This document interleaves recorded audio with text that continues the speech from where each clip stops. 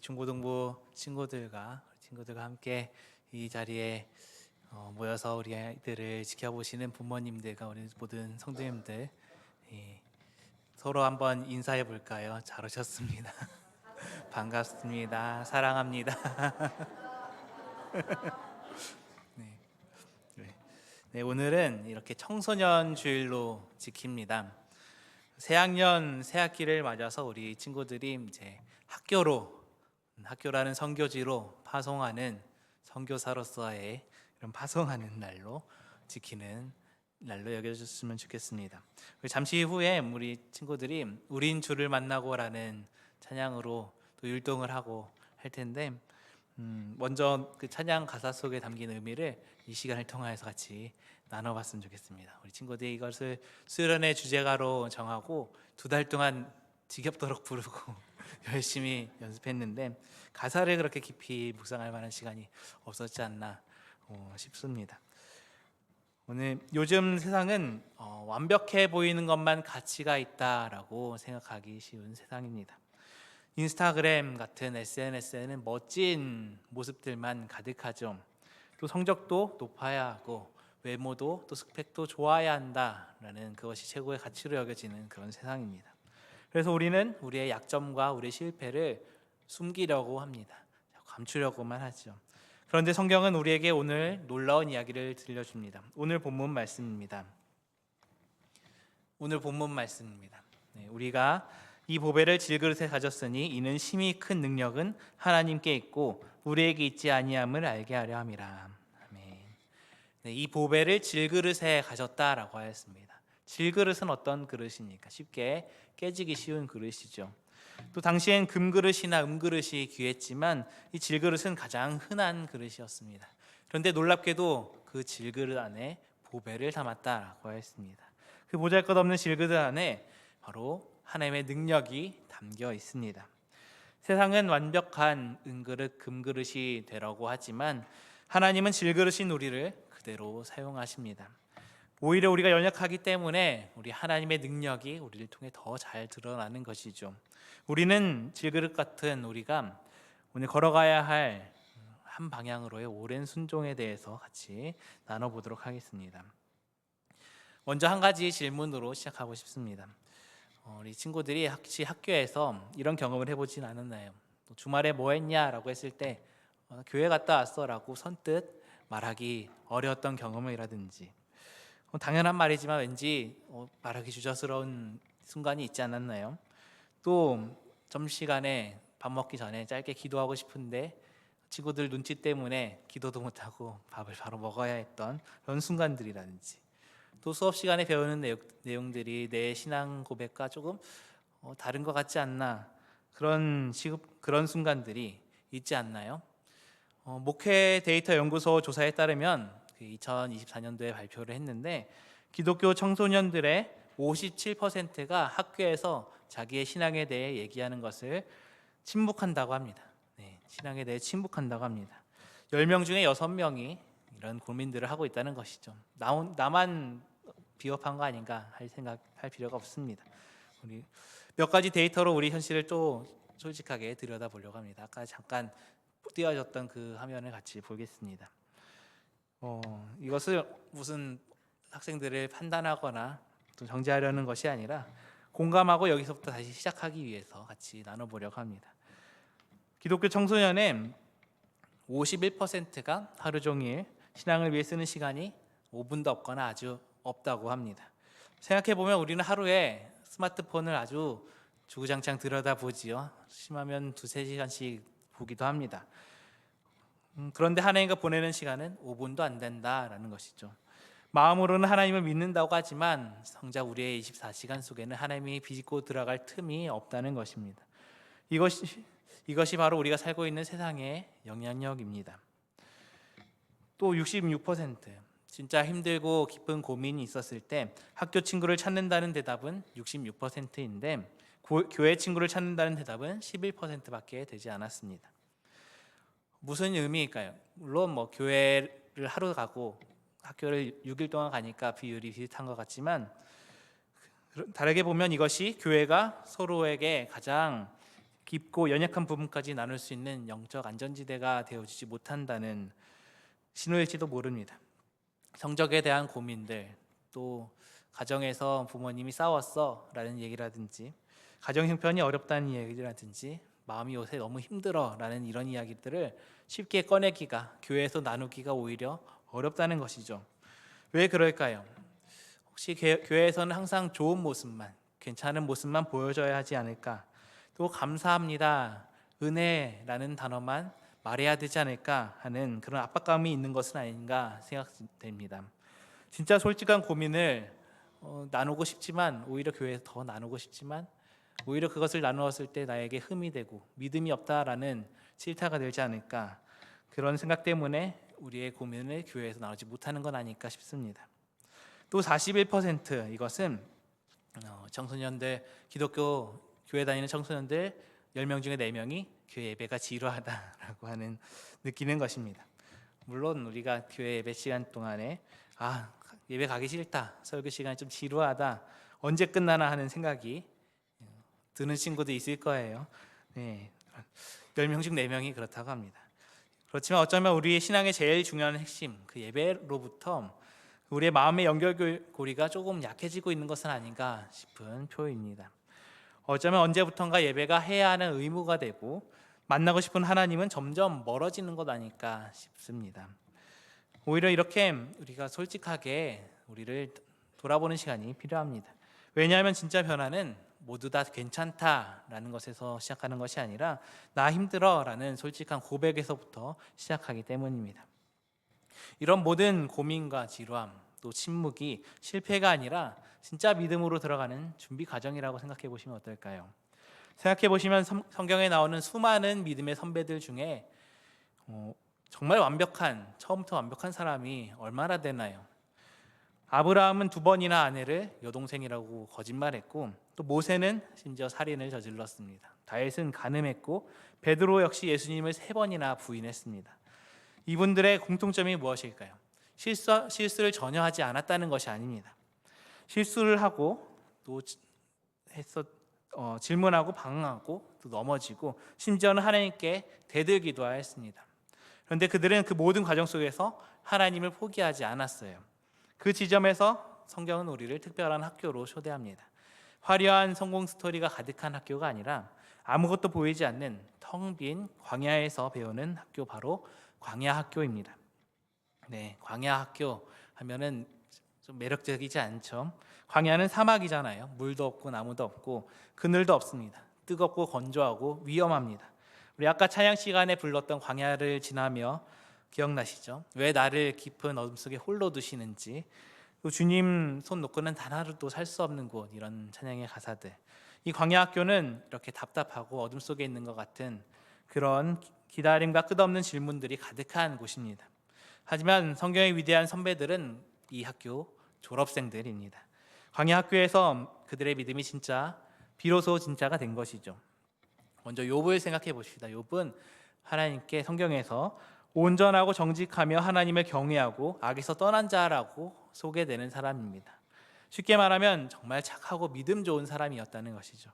게다가 엄청난 부자의 10남매 자녀를 둔 사람이었습니다. 그런데 단 하루 만에 모든 재산과 자녀들을 다 잃어버렸고, 심지어 몸에는 발바닥부터 정수리까지 악성 종양이 생겼습니다. 처음에 위로하러 온 친구들조차 그 욥을 알아보지 못할 정도로 심한 피부병이 몸에 생겼습니다. 그런데 더 힘들게 한 것은 친구들의 비난이었습니다. 내가 뭔가 잘못했으니까 이런 일이 생긴 거야, 회개라는 말입니다. 억울했죠. 성경은 욥이 의로운 사람이라고 분명히 소개하고 있잖아요. 그래서 욥은 부르짖었습니다. 하나님, 왜 저에게 이런 일이 일어납니까? 차라리 저는 태어나지 말았어야 합니다 하면서 하나님께 원망도 하였습니다. 그때 하나님께서는 즉각 답하지 않으셨습니다. 대신 더 큰 그림을 보라고 하시면서 하나님의 놀라우신 능력을 소개하셨습니다. 욥은 이렇게 모든 것이 사라진 뒤에 그 자리에서 비로소 하나님을 만나게 됩니다. 욥기 42장 5절 말씀입니다. 내가 주께 대하여 귀로 듣기만 하였사오나 이제는 눈으로 주를 배움나이다. 이 광야의 모든 시험을 견디고 나서야, 그 고통을 통과하고 나서야 욥은 하나님을 눈으로 보게 되었다라고 고백하고 있습니다. 간접 경험했던 것들이 직접 경험이 되고 성경으로 읽었던 그 이야기들이 나의 이야기가 된 것이죠. 하나님은 그 성경 속에 글자 속에만 갇혀 있는 분이 아니라 살아계신 내 삶에 살아 역사하시는 하나님이신 것입니다. 이것이 바로 광야 학교의 신비입니다. 또 두 번째 인물이 있습니다. 바로 다윗입니다. 다윗은 어렸을 때 내가 이스라엘의 왕이 될 거야 라는 약속을 받았습니다. 그리고 골리앗을 물리치고 민족적인 영웅으로 등극하게 되었죠. 그래서 이제 곧 왕이 되겠구나 라고 싶었는데 그를 질투한 사울에 의하여 10년 동안이나 추격을 당했습니다. 왕에게 쫓기는 조망자로 살았습니다. 동굴에 숨게 되고 광야를 떠돌고 심지어 적국인 블레셋으로 도망가기까지 했습니다. 언제 죽을지 모르는 위험 속에서 매일을 지냈습니다. 실제 다윗은 시편에서 이렇게 토로합니다. 시편 13편 1절 말씀에 여호와여 어느 때까지니까 나를 영원히 잊으시나이까 주의 얼굴을 나에게서 어느 때까지 숨기시겠나이까 라고 이렇게 고백합니다. 다윗도 우리처럼 힘들어했다는 것입니다. 고통스러워했습니다. 질문했고 때로는 원망했습니다. 그런데 그 모든 광야 학교의 시간이 다윗을 진짜 왕으로 세우게 되었습니다. 만약 다윗이 기름 부음 받은 다음 날 바로 왕이 되었다면 다윗의 삶이 어땠을까요? 교만하지 않았을까요? 독선적인 왕이 되었을 것입니다. 그 젊다는 혈기로 나라를 망쳤을 수도 있습니다. 하지만 광야에서 다윗은 많은 것을 배웠습니다. 먼저 겸손을 배웠습니다. 자신이 약한 존재라는 걸, 하나님 없이는 아무것도 할 수 없는 존재라는 것을 알게 되었습니다. 또 인내를 배웠습니다. 다윗은 광야에서 사울에게 추격을 당했을 때 그를 해칠 기회가 2번이나 있었지만 참았습니다. 이 사람은 하나님이 기름 부으신 자니까라며 참았죠. 또 다윗은 하나님을 의지하는 법을 배웠습니다. 자신의 힘이 아니라 하나님의 능력으로 사는 법을 배웠던 것입니다.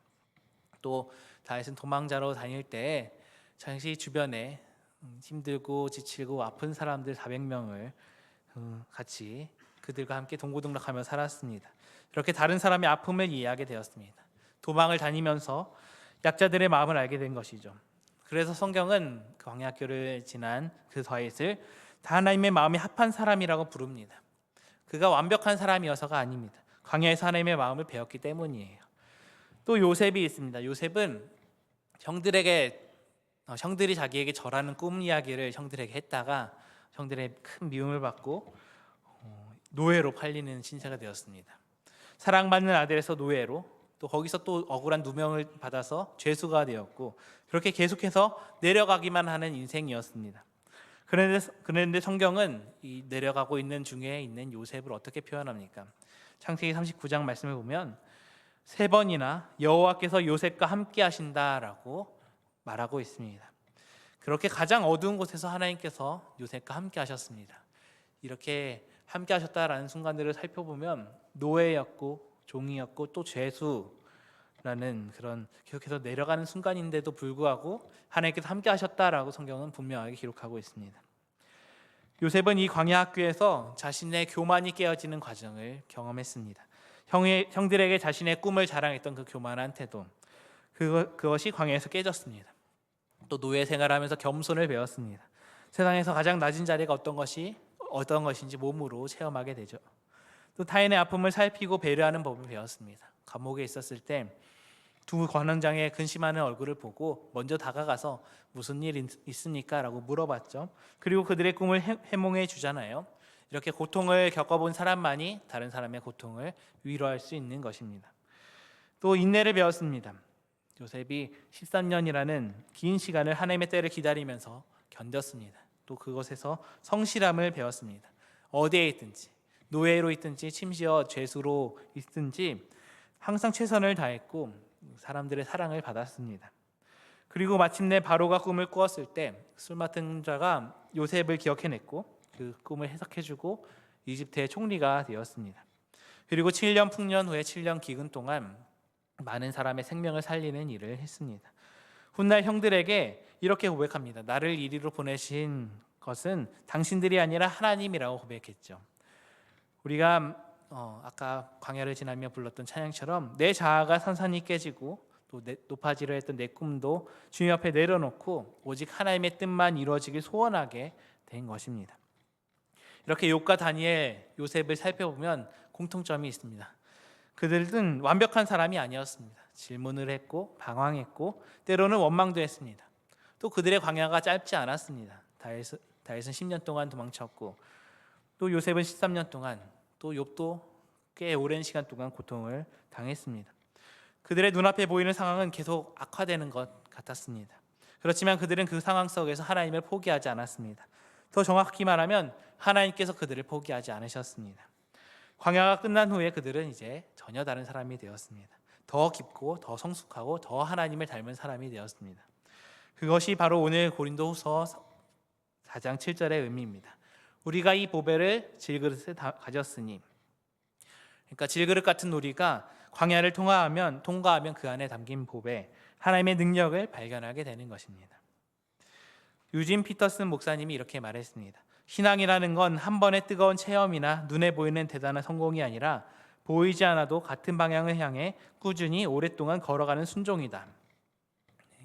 우리가 신앙이라는 것을 생각해 봤을 때 어떤 놀라운 체험이나 또 은혜를 받아야 한다. 뜨겁게 찬양하고 회개하고 결단하고 그런 뜨거운 마음들을 떠올리기 쉽습니다. 우리가 주일이나 은혜에서 주일 예배에서 받은 그런 뜨거운 마음이 솔직히 얼마나 합니까? 그렇게 오래 가지 못합니다. 왜냐하면 신앙을 순간으로 이해하기 때문입니다. 순간적인 은혜가 중요하다고 생각하기 때문입니다. 그렇지만 진짜 신앙은 여정입니다. 한 번의 큰 결단이 아니라 매일매일의 작은 선택들이 쌓여서 만들어진 결과입니다. 그렇다면 우리는 이렇게 우리 앞에 두 가지 길이 있습니다. 관광객의 길과 순례자의 길입니다. 관광객은 멋진 풍경, 또 재미, 편안함만 찾습니다. 뜨거운 예배, 은혜로운 집회만 쫓다가 일상에서 오히려 금방 식어버립니다. 그렇지만 순례자는 당장 눈에 보이는 것이 아무것도 없어도 보이지 않는 약속 하나만 믿고 묵묵히 걸어가는 사람입니다. 순례자는 목적지가 명확합니다. 그냥 구경하러 다니는 것이 아니라 어딘가를 향해 가는 것이죠. 우리의 목적지는 바로 예수 그리스도입니다. 또 순례자는 매일매일의 평범한 걸음을 성실하게 걸어갑니다. 매일 아침 5분이라도 우리가 주님께 기도하고 또 학교에서 친구들이 뭐라고 해도 정직한 길을 걷고 시험 기간에도 정직하게 행동하고 또 SNS 또 남의 보이지 않는 곳에서 남을 험담하지 않는 그런 평범하지만 꾸준한 걸음을 걸어가는 것이 우리가 순례자의 길을 가는 것입니다. 또 순례자는 또한 동료가 있습니다. 혼자 가는 것이 아니라 함께 가는 것입니다. 그래서 우리 교회 공동체가 중요합니다. 힘들 때 서로 격려하고 넘어지면 일으켜주고 지치면 함께 쉬어가면서 가는 것입니다. 또 순례자는 그 과정을 소중하게 여깁니다. 빨리 도착하는 것이 중요한 것이 아니라 한 걸음 한 걸음 걸어가면서 변화되는 것이 중요하죠. 우리가 세상에서 편한 관광객이 되라고 하지만 하나님께서 우리를 순례자로 부르셨습니다. 이제 아까 말씀드렸던 우리 중고등부 학생들이 나눌 찬양을 가사를 먼저 조금 소개해 드리려고 합니다. 우린 주를 만나고 라는 가사인데요. 먼저 첫 번째 가사 보겠습니다. 우린 주를 만나고 새로운 삶을 시작했네. 모든 것을 할 수 있을 거라고 하였습니다. 우리가 주님을 만났을 때 생각해 보십시오.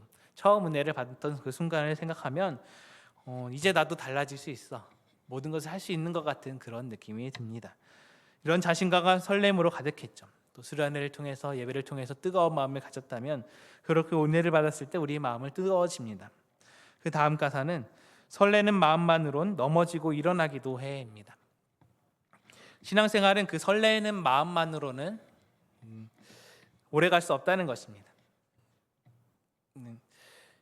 현실을 마주하게 되거든요. 우리가 주일날 이제 매일 기도할 거야 라고 결단하는데 며칠 못 가서 포기하고 이제 예쁜 말만 할 거야 했는데 며칠 못 가서 친구하고 똑같이 험담하고 즐기고 화내서 욕하고 또 이제 스마트폰 보는 시간 줄일 거야 라고 하지만 다음날 또 그날 저녁으로 유튜브 보고 게임하고 이렇게 넘어지는 것은 사실 당연합니다.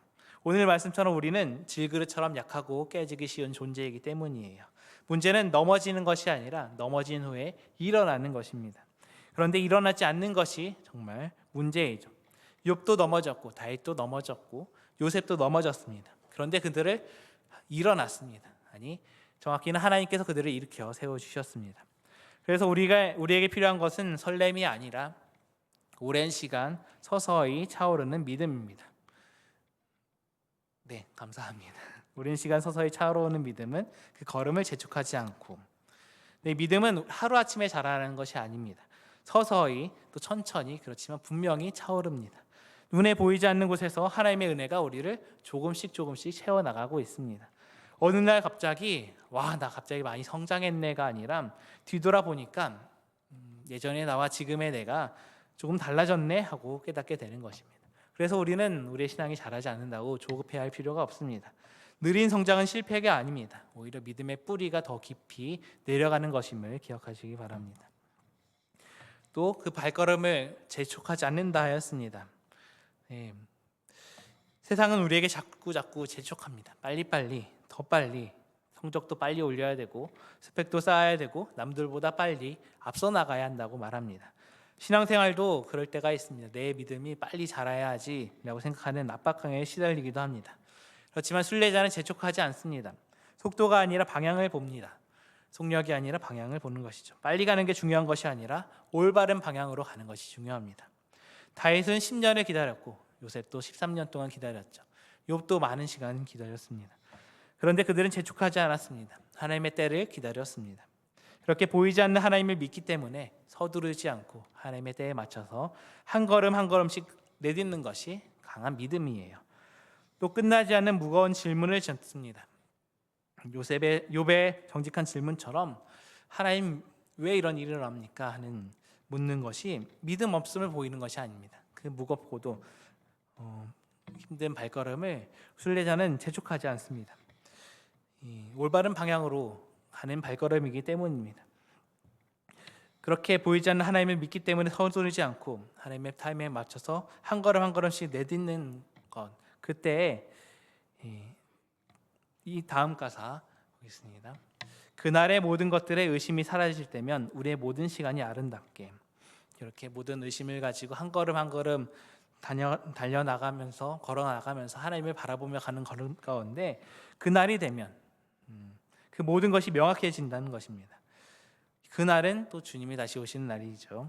이 기다림과 질문의 시간들이 다 아름다운 이유가 있었다는 것을 알게 될 그날이 또 여러분에게 있을 것입니다. 요셉이 형들에게 말했죠.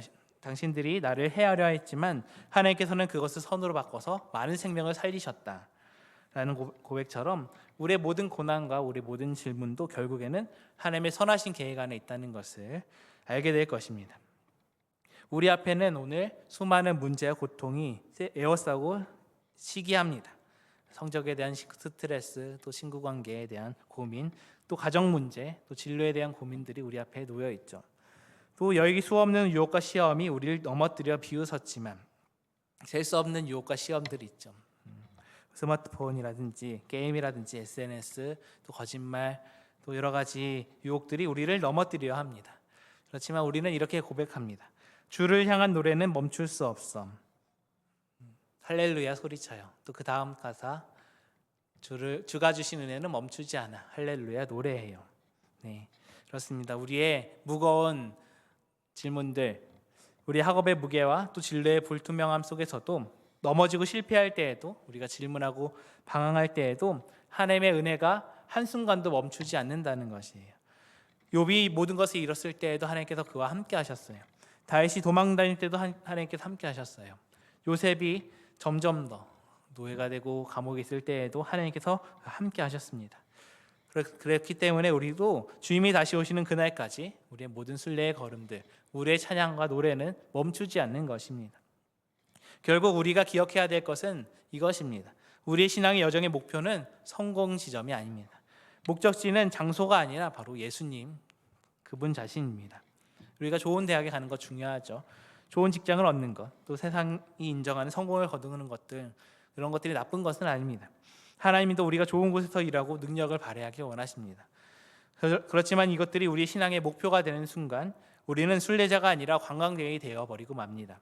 결과를 얻기 위한 수단으로 하나님을 이용하고 마는 것이죠. 진짜 목표는 그 모든 어려운 순간들, 순례자의 그 한 걸음 한 걸음을 통하여서 하나님을 알아가는 것입니다. 우리가 눈에 보이는 즐거움과 빠른 길만 쫓는 관광객이 아니라 보이지 않는 주님과 함께 걷는 순례자의 길을 선택하시기 바랍니다. 작은 순종이라도 우리가 실천해 보는 거예요. 좀 더 기도해 보고 학교에서 정직하게 살고 또 남이 험담하는 것을 볼 때 나도 거기 동참하지 않고 또 SNS 같은 데 댓글 달기 전에 한 번 더 생각해 보고 힘든 친구 옆에서 함께 해주고 또 교회에서도 가정에서도 마찬가지겠죠. 이런 작고 평범한 것들이 바로 재촉하지 않는 한 걸음 한 걸음의 발걸음입니다. 세상은 그런 것들 보고 별로 대단하지 않는 거다라고 생각할 때 하나님께서는 이 평범한 순종을 통하여서 우리를 예수님 닮은 사람으로 빚어 가십니다. 특별히 오늘 헌신을 다짐하는 친구들의 부모님과 성도님들께도 부탁을 드립니다. 통계에 따르면은 청소년 신앙에 가장 큰 영향을 미치는 사람은 교회 교역자 선생님들보다는 부모님입니다. 부모님이 한 50%라고 응답했어요. 그만큼 가정이 중요하다는 것이에요. 이렇게 자녀의 질문을 쉽게 정죄하지 말고 너 그거 틀렸어라고 말하기 전에 함께 고민하는 경청의 공동체가 되어주시기 바랍니다. 예배가 지루하다라고 하는 자녀의 물음 앞에 그런 고민 앞에 너가 믿음이 없어라고가 아니라 나도 그럴 때가 있었어 같이 생각해보자라고 해주시기 바랍니다. 욥의 친구들처럼 정죄하는 사람이 아니라 함께 광야를 같이 한 걸음 한 걸음 걸어가는 동행자가 되시기 바랍니다. 우리가 때로 지치고 이렇게 질문에 답이 안 보일 때가 있어도 괜찮습니다. 우리의 찬양이 멈출 수 없는 이유는 하나님의 은혜가 우리에게 단 한순간도 멈추지 않기 때문이에요. 주님께서 오시는 그날까지 우리의 순례는 우리의 찬양은 계속될 것입니다. 우리의 발걸음이 편안함만 찾던 관광객의 걸음이었는지 아니면 주님을 신뢰하며 내디딘 순례자의 걸음이었는지 한번 돌아보며 이 질문을 가지고 삶을 살아내는 또 내일부터 이제 새롭게 시작되는 학기, 새학년 또 새학교에서의 삶을 살아내는 친구들과 우리 모두 성도님들 되시기 바랍니다. 우리 같이 기도하시겠습니다.